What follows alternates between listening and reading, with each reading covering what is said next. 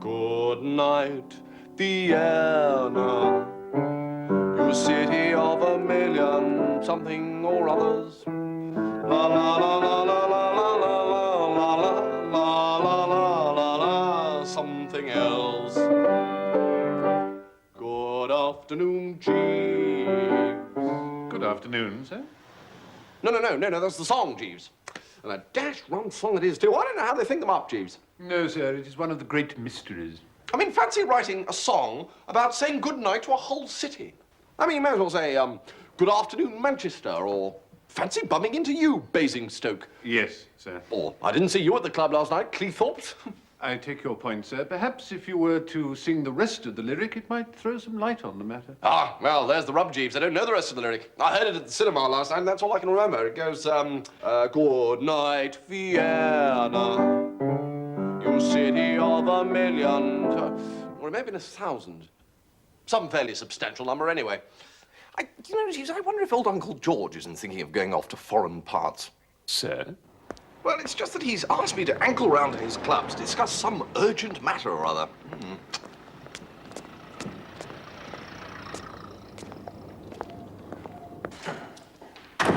Morning. Good morning, sir. Lord Yaxley. Young Lord Yaxley in the dining room, sir. Right. But he won't want to be disturbed at his luncheons. Well, he did say it was quite urgent. Well, off you go. Thank you.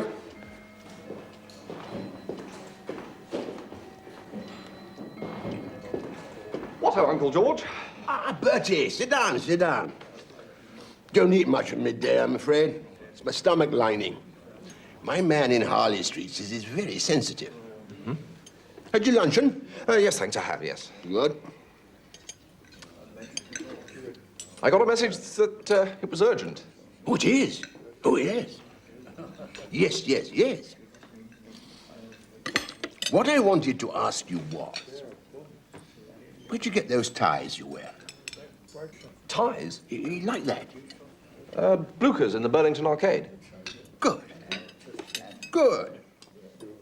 Thank you. I'm not so old.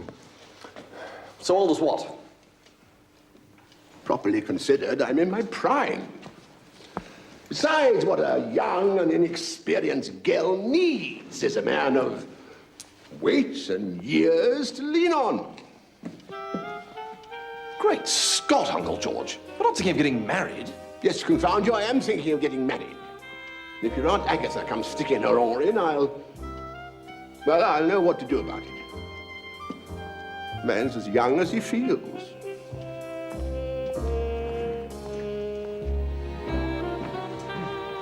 No, Jeeves.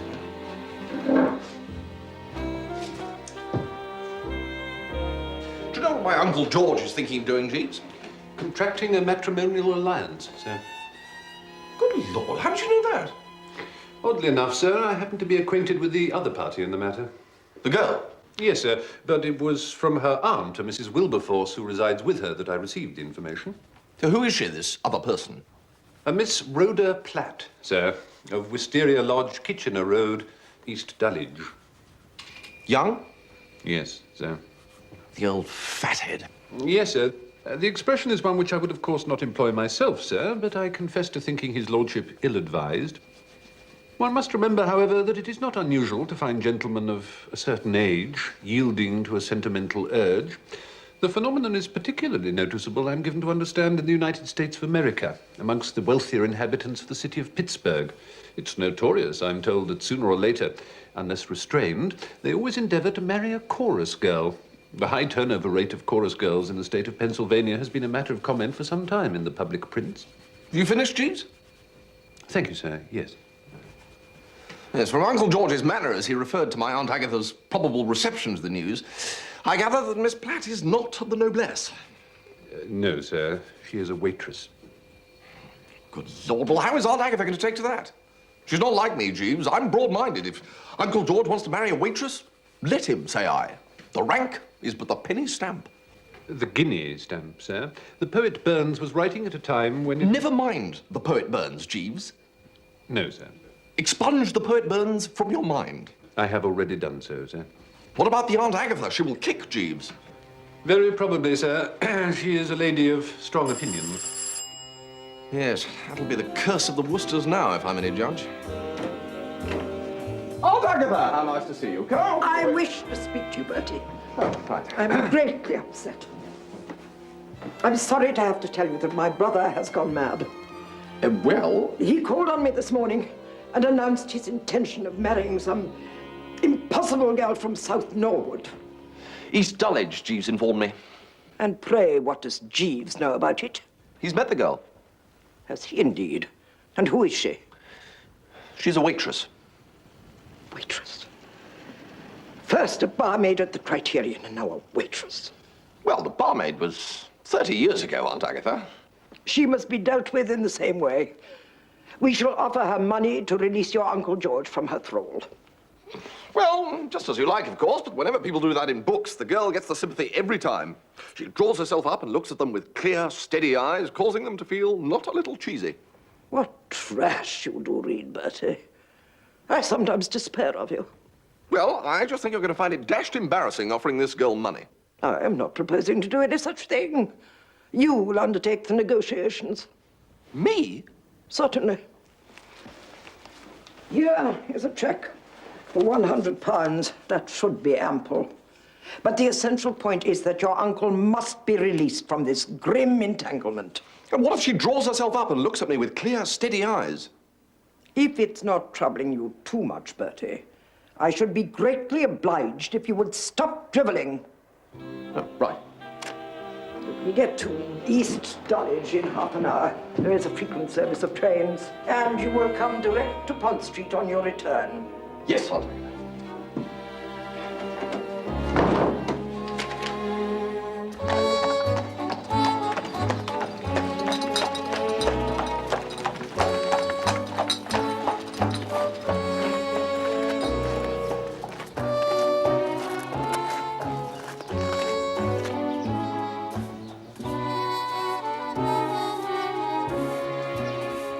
Wilberforce. Madam? Thank you.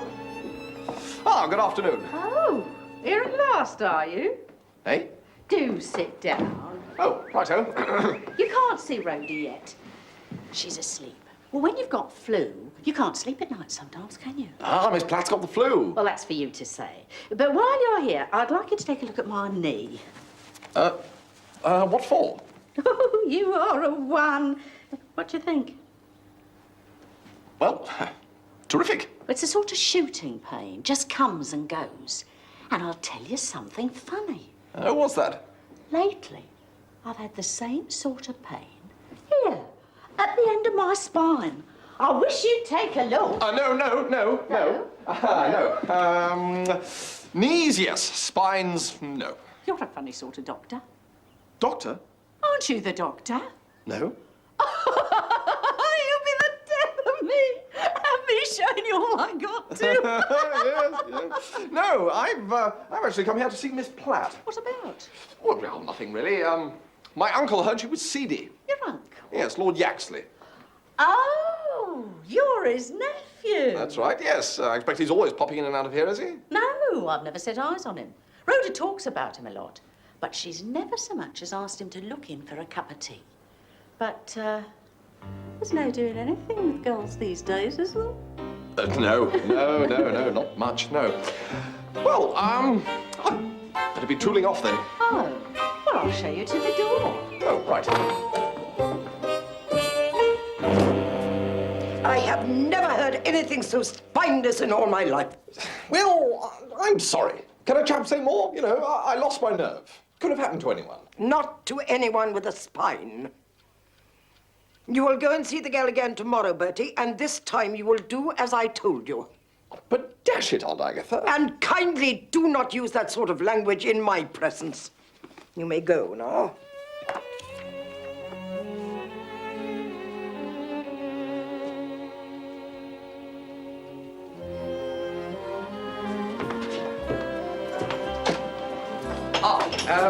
Jeeves.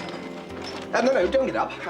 Now, look, Jeeves, I know this is your night off, and all that, and normally, of course, I wouldn't intrude. Is Mrs. Gregson in good spirits, sir? No, Jeeves, she is not. She wants me to go down to East Dulwich again tomorrow. Frankly, I just wish somebody could come up with a better idea for getting rid of Uncle George's folly. Ah. Have you come up with one of your corkers, Jeeves? Modesty forbids, sir, but it did occur to me to wonder whether, in your expedition to East Dulwich, you encountered the young person's aunt, Mrs. Wilberforce. Jeeves, I encountered nothing but Mrs. Wilberforce. It is Mrs. Wilberforce's intention to continue residing with her niece after the latter's marriage, sir. She's a kind-hearted woman, but definitely of the people. Should he meet her, this might give his lordship pause. You mean, if I were to invite Uncle George and Mrs. Wilberforce to lunch tomorrow? Precisely, sir. Jeeves, you've done it again. Thank you, sir.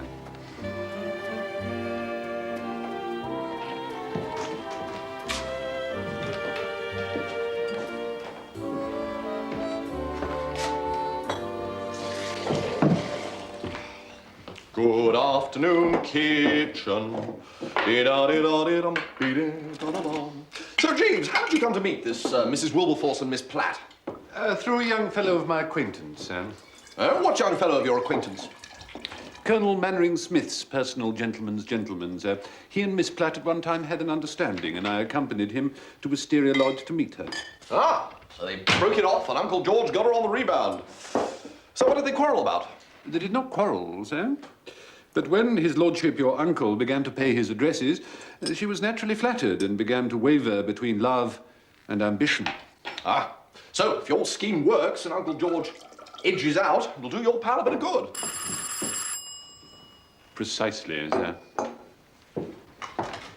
My friend Smethurst would regard it as a consummation devoutly to be wished. Well, that's rather well put, Jeeves. Is that your own? No, sir. The Swan of Avon, sir.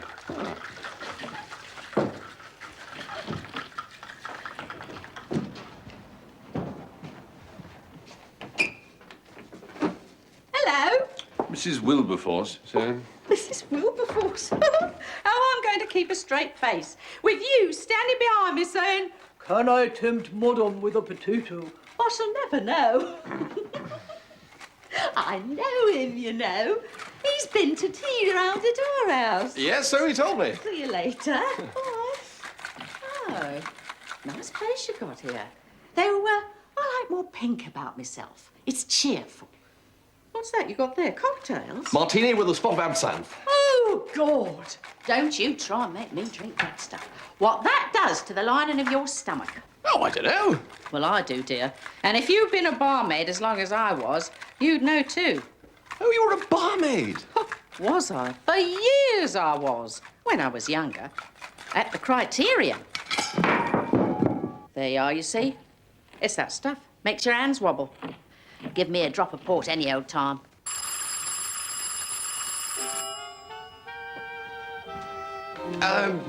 When you were at the Criterion, did you ever run into anyone with my name? Foster? No, dear, not that I know of. No, Worcester. He's Lord Yaxley now. Worcester? Lord Yaxley. Ah, Bertie, this is it.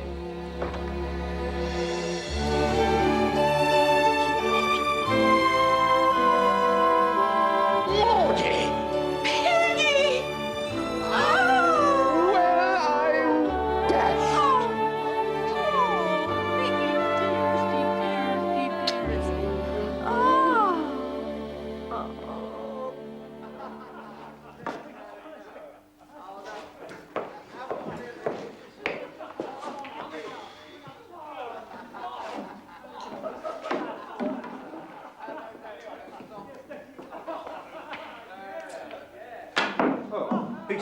That's his cue. I'm going to speak to the steward about this. Come off it, Uffy. You're just a rotten player. No, that was a perfect shot. Bridge steady, smoothly back. What Good eye. Mr. Wooster, sir. Oh, dash it, Rogers. I'm so sorry, sir, but there's a lady asking for you, Mrs. Gregson. Ah, I spy aunt. Yes, well, I haven't even had lunch yet. Could you tell her I'm not here? Well, I've already told her that, so she's most insistent. Very well. Let me try Bertie's cue. Ah, yes, that's better, that's better.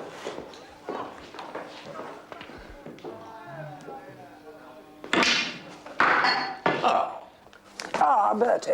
Hello, Aunt Agatha. Your uncle is not going to marry the girl after all. Not? Apparently, he's been thinking it over and now sees the wisdom of what I told him. The surprising thing is that he is going to marry somebody else. He is? An old friend of his, Mrs. Wilberforce, a widow of sensible age, he gives me to understand. I wonder which of the Wilberforces that would be. There are two main branches to the family, the Essex Wilberforces and the Cumberland Wilberforces. And the East Dulwich Wilberforces. What did you say, Bertie? Nothing, Aunt Agatha, really nothing. I do wish you would speak more clearly, Bertie. I've had to tell you about it before.